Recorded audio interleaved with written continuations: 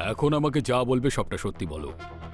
যদি তুমি আমার কাছ থেকে কোনো কথা লুকাও তাহলে আমি তোমার সাহায্য করতে পারবো না। আজ থেকে 5 বছর আগেকার কথা। আমরা আমাদের বাড়ি ভাড়াতে দিয়েছিলাম, কারণ আমার বাবা রিটায়ার হয়ে গিয়েছিলেন তখন। তাই আমরা ভেবেছিলাম এক্সট্রা ইনকামও হয়ে যাবে। কিছুদিন তো সব ঠিকই ছিল, কিন্তু হঠাৎ করে ওরা ভাড়া দেওয়া বন্ধ করে দিল আর আমাদের বাড়িটা দখল করে নিল। আর এমনভাবে থাকতো যেন যেন ওরাই ওই বাড়ির মালিক আর আমরা যেন ভাড়াটে। আমরা আমাদেরই বাড়িতে একটা কোণায় পড়ে থাকতাম।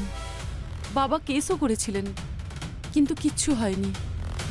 আর সেই টেনশনে বাবা মা দুজনকেই হারিয়ে ফেললাম।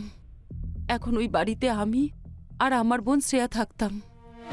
ওরা আমাদের ভয় দেখাতো, ধমকাতো যে যদি আমরা একটা কোণায় পড়ে না থাকি তাহলে ওরা আমাদের বাড়ি থেকে বের করে দেবে। তারপর আমার সঙ্গে দেখা হলো মহিলা সমিতি সেবা চালান সেই এনজিওর মালিক ভৈরবী ঠাকুরের সঙ্গে।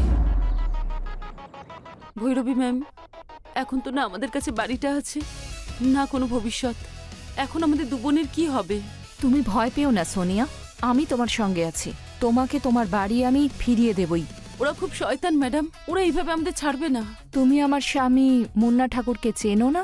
গোটা সিস্টেম ওনার ইশারাতেই চলে। উনি যদি চান তাহলে 1 মিনিটেই তোমার বাড়ি কিন্তু খালি হয়ে যাবে। যদি এরকমই হয় ম্যাম, আপনি বলুন না ওনাকে, আপনার অনেক উপকার হবে আমাদের উপর। এতে উপকার কিসের? আমার তো ভালো লাগবে যদি তোমায় সাহায্য করতে পারি। তুমি একটা কাজ করো, ওনার সঙ্গে দেখা করতে আমার বাড়িতে চলে এসো, আর রাতেই এসো, কালকে ওনার বার্থডে। তাই হয়তো অনেক রাত পর্যন্ত উনি ব্যস্ত থাকবেন। কিন্তু তুমি ভয় পেও না সোনিয়া, আমি ওনাকে তোমার ব্যাপারে আগে থেকেই সব বলে রাখবো। ঠিক আছে স্যার। পরের দিন রাতে আমি একটা ফুলের বোকে নিয়ে মুন্না ঠাকুরের সঙ্গে দেখা করতে গেলাম, আর আমার সঙ্গে ওনার স্ত্রী ভৈরবী ঠাকুরও ছিল। ও হচ্ছে সোনিয়া, ওর ব্যাপারে আমি তোমাকে বলেছিলাম না? হ্যাঁ হ্যাঁ হ্যাঁ। Happy birthday to you. Thank you so much. বসো। Thank you.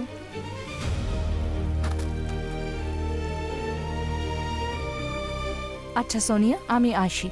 তুমি ওনাকে সবকিছু খুলে বলবে, কিন্তু সংকোচ বোধ করবে না। Happy birthday.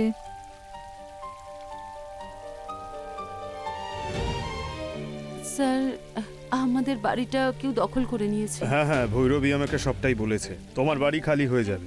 যদি আমি চাই তাহলে এটা সলভ করে দিতে পারি, কিন্তু আমি কখন চাইবো? আমি তখন চাইবো যখন তুমি আমাকে বার্থডের গিফট দেবে। কিন্তু আমি কি দিতে পারি আপনাকে? আপনার কাছে সবকিছু আছে। আরে তুমি তো ঘাবড়ে গেলে। আমি তো শুধু জুস খাওয়ার কথা বলছিলাম। তুমি জুস খেয়ে নাও, এটাই আমার জন্য বার্থডে গিফট হবে।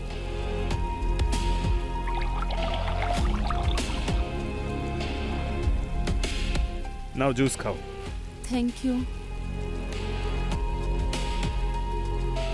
কেমন লাগলো? ভালো। আরো খাও।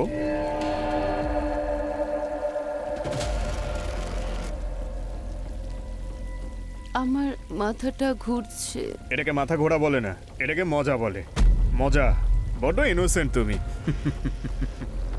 আর ইনোসেন্ট লোকের বাড়ি লোকে দখল করে বসে। তবে তুমি যদি তোমার বাড়ি ফেরত চাও তাহলে তোমাকে ইনোসেন্সি ছেড়ে দিতে হবে। বুঝতে পারছো তো আমি কি বলতে চাইছি?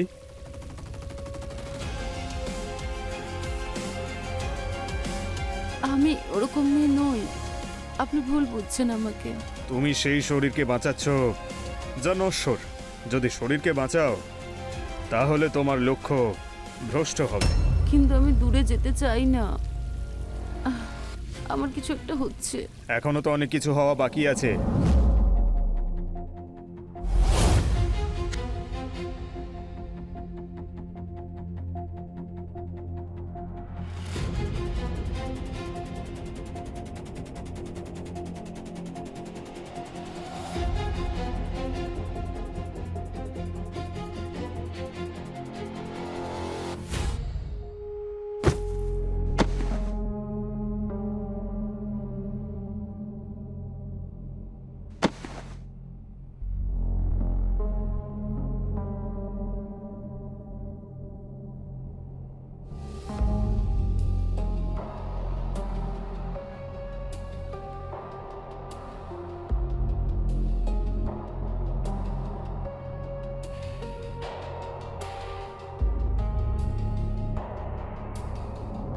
ওই ড্রিঙ্কের নেশায় আমি ওর গোলাম হয়ে থেকে গেছিলাম। ও আমার সঙ্গে যা খুশি তাই করেছে। যখন ক্লান্ত হয়ে গেছিল আর আমার নেশা কেটে যায়, আমি ওখান থেকে চলে যাই। পরের দিন আমাদের বাড়ি খালিও হয়ে গেল। এই ব্যাপারে আমার বোন খুব খুশি হয়েছিল। দিদি, ফাইনালি আমাদের বাড়িটা খালি হয়ে গেছে। দেখো না এই ছাদের ওপর কি ভালো লাগছে। এবার আমরা ব্যালকনিতে আরাম করে ঘুরতে পারবো। এবার আমরা বাড়ির সব জায়গায় যেতে পারবো, যা ইচ্ছে করতে পারবো, পার্টি করতে পারবো। আজ স্বাধীনতার স্বাদ পেয়েছি আমি। স্বাধীনতার জন্য বলিদান দিতে হয় রিসরা। হ্যাঁ, ঠিকই বলেছো দিদি। আমাদের মা বাবারা লড়তে লড়তে মারাই গেলেন, কিন্তু যে কাজটা আমরা এত বছর ধরে করতে পারিনি সেটা মুন্না ঠাকুর একদিনে করে দিলেন। আমি মুন্না ঠাকুরের সঙ্গে দেখা করতে চাই দিদি। না, কোনো দরকার নেই। তুই শুধু নিজের পড়াশোনায় মন দে। আমি থ্যাংক ইউ বলে দেবো তোর হয়ে। ঠিক আছে, দেখা করিও না। আমি নিজে থেকেই ওনার কাছে গিয়ে দেখা করেই নেব। চলো না দিদি, আজ ভালো কিছু রান্না করি। আনন্দের দিন আজ। তুই যা, আমি আসছি। ঠিক আছে দিদি, তাড়াতাড়ি এসো।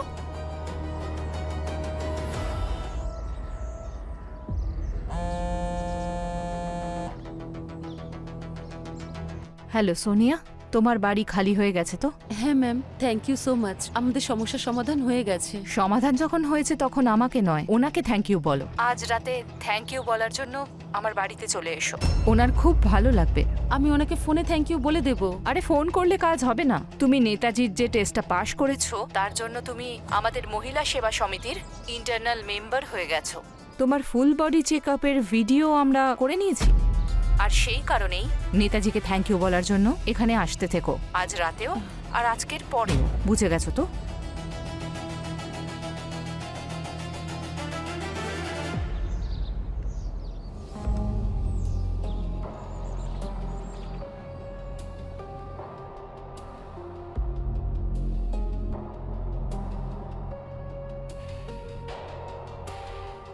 আরে এসো সোনা, কখন থেকে তোমার জন্য অপেক্ষা করছি। এসো এসো না, দরজাটা বন্ধ করো। এসো বসো।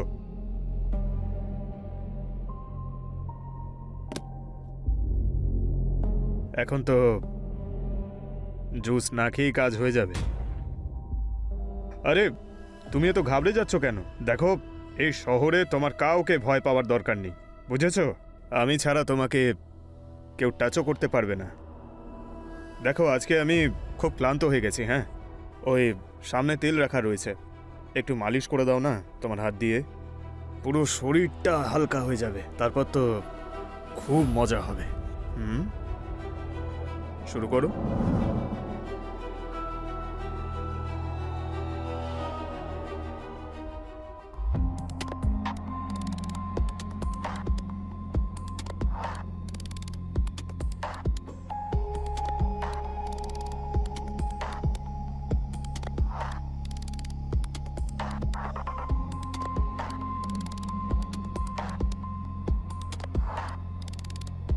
তুমি হাত দিতেই দেখো আমার শরীরে কারেন্ট বয়ে গেল। আমি বলেছিলাম না আজ খুব মজা হবে।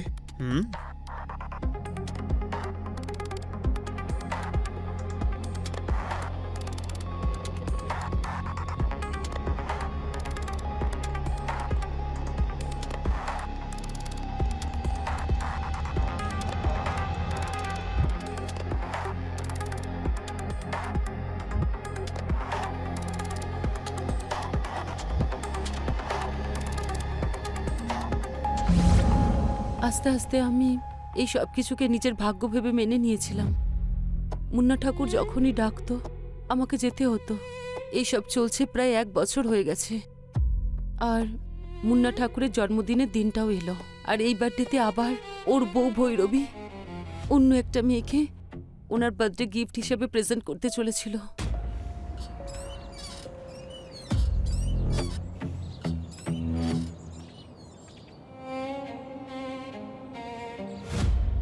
দিদি কফি।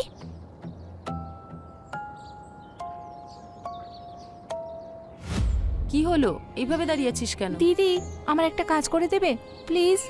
না বলো না। কি কাজ আছে বল। আমার একটা বন্ধু আছে শেখর, ও কলেজের ইলেকশনে দাঁড়াতে চায়, কিন্তু কিছু গুন্ডা ওকে হুমকি দিচ্ছে। ও যদি ইলেকশনে দাঁড়ায় তাহলে ওকে প্রাণে নাকি মেরে দেবে। তুমি মুন্না ঠাকুরের সঙ্গে কথা বলো না দিদি। তুই এইসব ব্যাপারে নিজেকে জড়াস না, শুধু নিজের পড়াশোনায় মন দে। কিচ্ছু নেই এইসবের মধ্যে। ও তার মানে তুমি আমাকে হেল্প করবে না? ঠিক আছে, আমিই কিছু করছি। ফোনটা কেউ এখনই খারাপ হতে হলো? তুই যদি কারোর সঙ্গে কথা বলতে চাস তো আমার ফোন থেকে কথা বল। না, তুমি তোমার ফোন তোমার কাছেই রাখো। দেখ, কোনো বোকামি করিস না। আমি তোর বড় দিদি, তোর ভালোর জন্যই তো বলছি। আমি তোমার সঙ্গে একটাও কথা বলতে চাই না। এই মেয়েটা মনে করে মুন্না ঠাকুর কোনো মহান ব্যক্তি, ও কোনো বোকামি না করে ফেলে। আমি সারাদিন বাড়ির কাজে ব্যস্ত ছিলাম, অনেক দেরি হয়ে গেছিল, রাতও অনেক হয়েছিল। তখন আমার শ্রেয়ার জন্য টেনশন শুরু হলো। আমি ওর বন্ধুদের ফোন করলাম, কিন্তু ওর কোনো খবরই পাচ্ছিলাম না। ও আগে এত দেরি কখনো করেনি। আমি তো বুঝতেই পারছিলাম না যে আমি কি করব। আমি তো ওর জন্য ভীষণ চিন্তা করছিলাম যে ও এত রাতে কোথায় আছে। আগে কখনো ও এত দেরি করেনি। আর হঠাৎই আমার ফোনে একটা কল এলো ভৈরবী ম্যাডামের। ভৈরবী ম্যাম এত রাতে?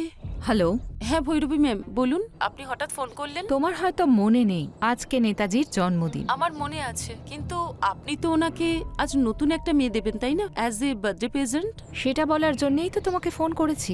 অভিনন্দন। তোমার বোনও কিন্তু একদম তোমারই সমতুল্য। আমার সমতুল্য মানে? তুমি জানো আজ নেতাজিকে বার্থডে গিফট হিসেবে কি দিচ্ছি? তোমার বোনকে। আমার বোন ওখানে কি করছে? ওর কোনো কলেজের ফ্রেন্ডকে ইলেকশনে কেউ হুমকি দিচ্ছে। ও নেতাজির সাপোর্ট চাইছে। আমার কাছে সাহায্য চাইতে এসেছিল। যার সাহায্য প্রয়োজন তাকে আমি খালি হাতে কখনো পাঠাই না। আমি ওকে বলেছি যে তুমি সৌভাগ্যবান যে আজ নেতাজির বার্থডে। আজ রাতে নেতাজিকে হ্যাপি বার্থডে বলবে আর তোমার কাজ হয়ে যাবে। এখনো নেতাজি সঙ্গেই বসে আছে। তোমরা যদি আমার বোনের সঙ্গে কিছু করেছো না, আমি তোমাদের কাউকে ছাড়বো না। হ্যালো হ্যালো,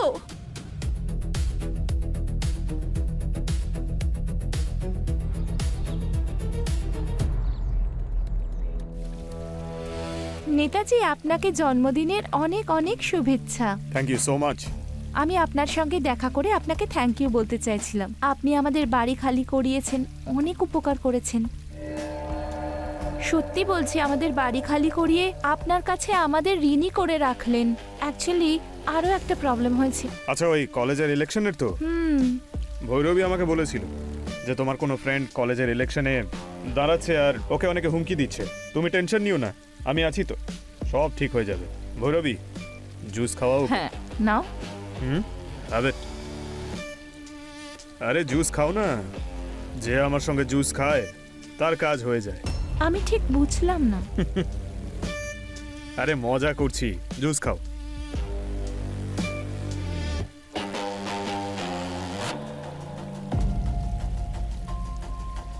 আপনার সঙ্গে দেখা করে ভালো লাগলো। আপনি কতটা সিম্পল। তুমি তো এখনো আমার সিম্পলিসিটি দেখোইনি। আমি একদম কুকুরের মতো চেটে বেড়াই এদিক ওদিক। আর জামা কাপড়ও পরি না। এসব কি বলছেন আপনি? আরে ওনার মজা করা অভ্যেস। তুমি জুস খাও।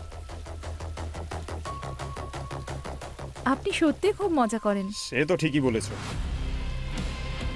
আমার কিছু একটা হচ্ছে। কিছু হবে তখনই তো মজা হবে। কেমন মজা? এত তারা কিসের? বলবো তো, জুস খাও। কেমন লাগছে? এখন ভালো লাগছে।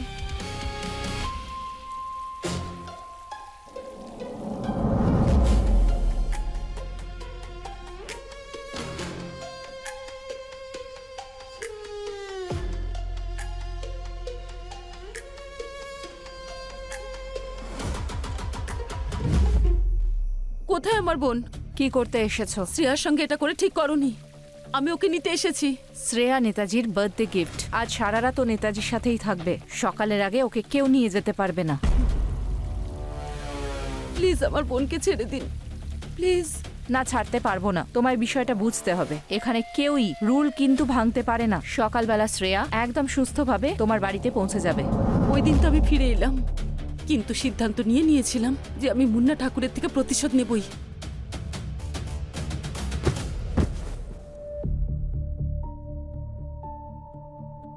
তোকে বারণ করেছিলাম না, রাজনীতি চক্করে পড়িস না। আমি তোকে মুন্না ঠাকুরের থেকে দূরে রাখতে চেয়েছিলাম। কাল রাতে ও যেটা তোর সঙ্গে করেছে আমার সঙ্গে গত 1 বছর ধরে হচ্ছে।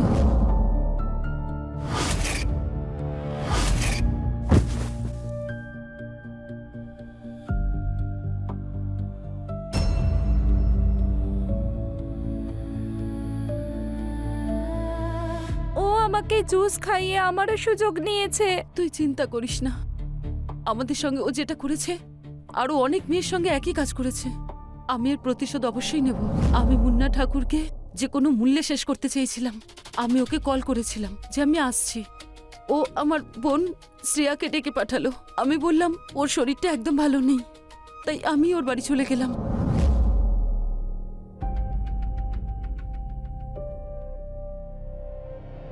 আরে সোনিয়া, তুমি আজ অব্দি তো আমি যখন ডাকতাম তখন আসতে, আজ না ডাকতেই চলে এসছো নিজের ইচ্ছেতে। What a surprise! তুমি আবার আমাকে ভালো টালোবেসে ফেলোনি তো? এতদিন ধরে দেখা হচ্ছে, এখনো যদি ভালোবাসতে না পারি তাহলে কবে? এটা দারুণ কথা বলেছ। তুমি আমার মন জয় করে নিয়েছো। তবে জানো, তোমার বোনের সঙ্গেও বেশ মজা হয়েছে। এখন তো আমার ওর উপরে হিংসে হচ্ছে। যদি আমাকে ছেড়ে তুমি সব আদর ওকেই করে ফেলো। তুমি পাগল হয়ে গেছো নাকি? দেখো, আলু মটরের তরকারির আলাদা মজা, আর শাহী পনিরের আলাদা মজা। আর আমার বউ না, ও তো একেবারে বাঁধাকপির মতো। আমি তো ওকেও টেস্ট করি। তাই তুমি একদম ভয় পেও না। তোমার ইম্পর্টেন্স নিজের জায়গায় রয়েছে।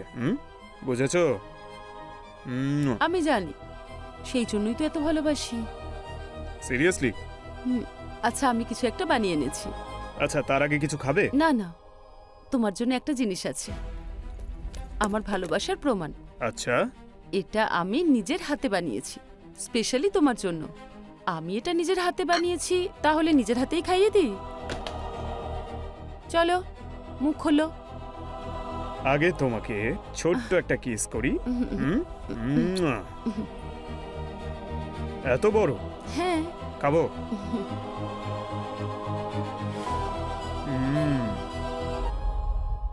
বাহ, লাড্ডুটা তো খুব টেস্টি, তোমার মতো। এর টেস্টটা কিছুক্ষণ পরে বুঝতে পারবে। আচ্ছা।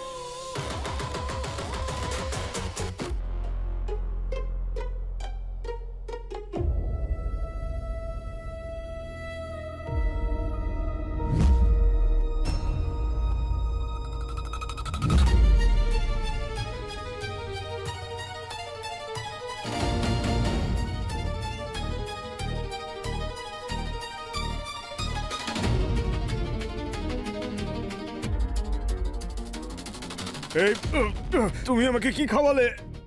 তোমার মৃত্যু।